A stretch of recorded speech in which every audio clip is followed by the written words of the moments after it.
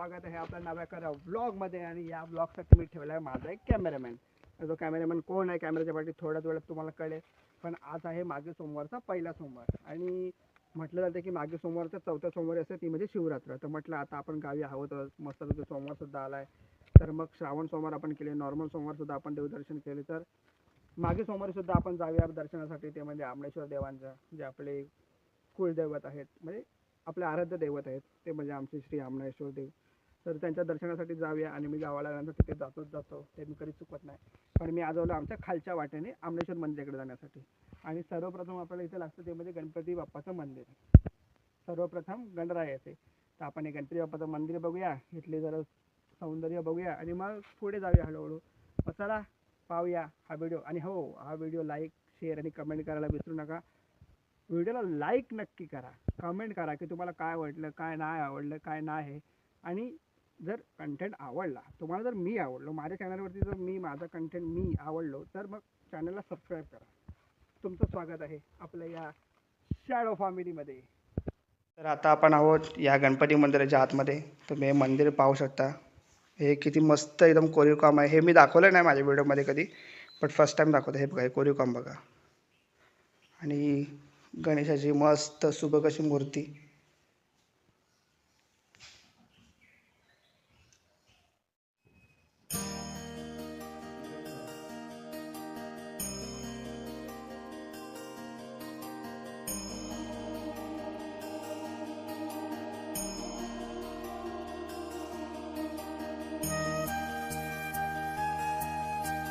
हे मूर्तीच्या समोर तुम्ही पाहता ना, हे म्हणजे आपले सरस्वती देवी.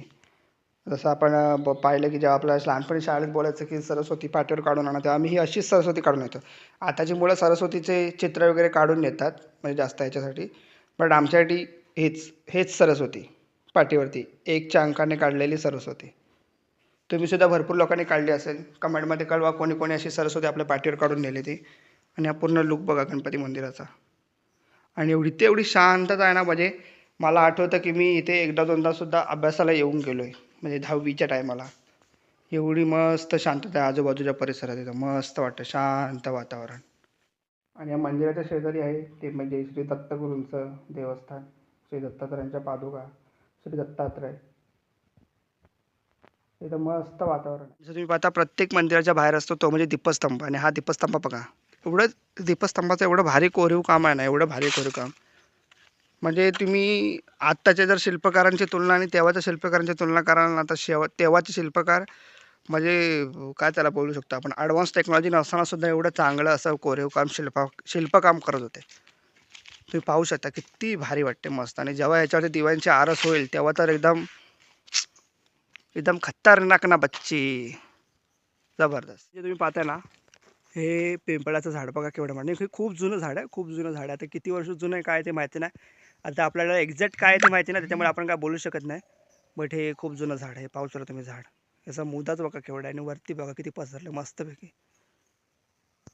असं तर आता आपण ज्या रस्त्याने चालतोय ना, ही जी पायवाट आहे, ते तुम्ही बांधकाम बघता नाही बघा, हे मोठे मोठे चेहरे बघा, तुम्ही जवळून बघा, मोठे मोठे चिऱ्यांचे आकार बघा.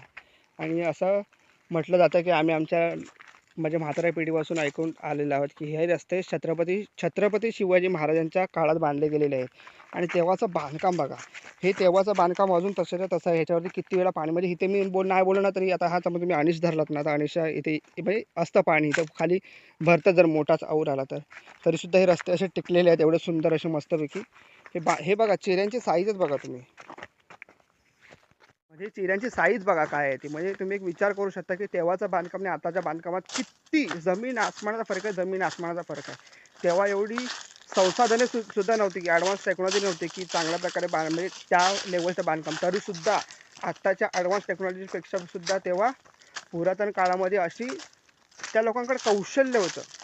समजा ते लोक एकदम फोकस होते त्यांच्या कामावरती, काय करायचं काय नाही करायचं. तेव्हा असं भ्रष्टाचार वगैरे अशा कुठल्या गोष्टी नव्हत्या, त्यामुळे एवढं चांगलं आणि सुंदर असं काम होत होतं. अजून पुढे पुढे तुम्हाला मी दाखवतो कशी कशी संरचना आहे या रस्त्याची ते.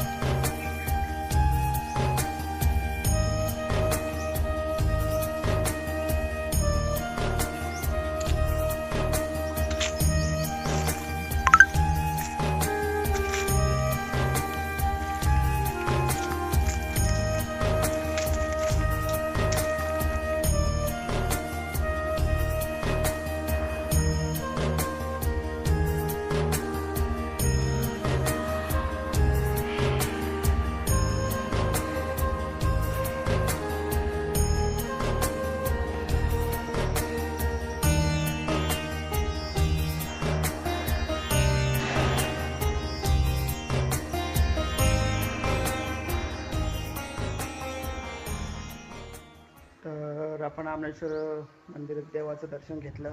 काय तिथले जास्त व्हिडिओ काढला नाही. एक बाहेरचा मंदिराच्या बाहेरील जे कलाकृती आहेत त्यांचा एक व्हिडिओ आहे छोटासा, आणि आतमध्ये ज्या कलाकृती आहेत त्यांचा एक छोटासा व्हिडिओ आहे. आणि त्यांचे जे फोटो आहेत ते माझ्या इंस्टाग्राम आय डीवरती मी टाकेनच. डिस्क्रिप्शनमध्ये माझी इंस्टाग्राम आय डी आहे, त्याच्यावरती जा, फॉलो करा. त्याचं एक फोटोग्राफीचं पेजसुद्धा आहे इंस्टाग्रामवरती, ते सुद्धा फॉलो करा. ते सुद्धा चेकआउट करा की तुम्हाला कसे आवडतात फोटोज काढले. त्याच्यात मोस्ट ऑफ फोटोज हे मोबाईलने क्लिक केलेले आहेत. आणि हा जो तुम्ही आता आजूबाजूला परिसर पाहता ना, एकदम शांत परिसर आहे. इकडे एकदम शांत परिसर, एकदम मस्त शांतपणे वाटतं असेल तर तिकडे त्या साईडला तिकडे नदी आहे त्या बाजूला तिकडे. आणि हे देवीचं मंदिर आहे इकडे पाठीमागे, हे पण खूप जुनं मंदिर असं आहे एकदम इकडे.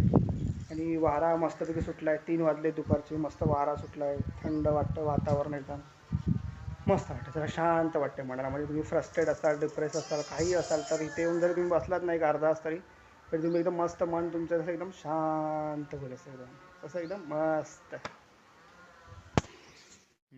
तर अशा पद्धतीने हा व्लॉग इथेच मी संपवते. हा छोटासा व्लॉग होता, तुम्हाला छोटासा व्लॉग इथे संपवायचा आहे, बाकी काय विषय नाही. आणि हा व्हिडिओ आवडला असेल तर लाईक करा, शेअर करा, सबस्क्राईब करा, आपली मतं कमेंट करा. आता चाललो मी मुंबईला. आता ह्याच्या पुढचे व्लॉग आहे ते जेव्हा कधी परत गावाला येईन तेव्हा मी बनवेन.